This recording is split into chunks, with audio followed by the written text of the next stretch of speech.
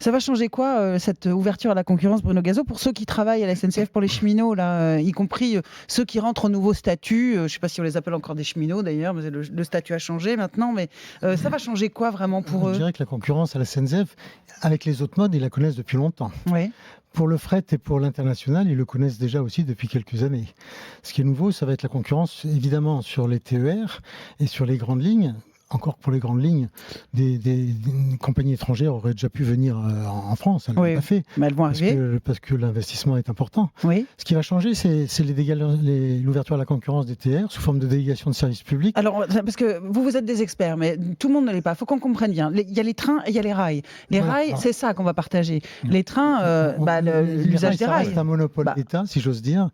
Et les trains peuvent circuler. Toute compagnie peut demander à pouvoir circuler sur le réseau. Oui.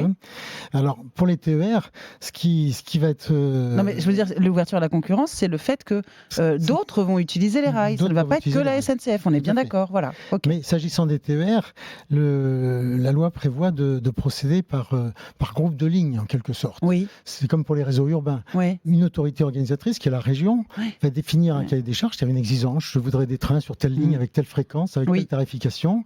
Et pour ça, je demande à plusieurs compagnies de me proposer un prix. C'est ça. Voilà. Sur une ligne ou sur plusieurs lignes. Il faut bien comprendre aussi, pour ceux qui nous écoutent, que les TGV, par exemple, sont décidés par... C'est libre. Non, mais les TGV sont gérés par une entité, mais après, les petites lignes, les RER, les TER, sont gérés par les départements. Les régions. Par les régions, qui vont négocier et qui vont faire des appels à la concurrence, bien entendu. Des appels d'offres, c'est ça, mais ça existe déjà pour les usagers. Le réseau de Lyon ou le réseau de Toulouse sont mis en appel d'offres régulièrement, donc c'est pas quelque chose d'original.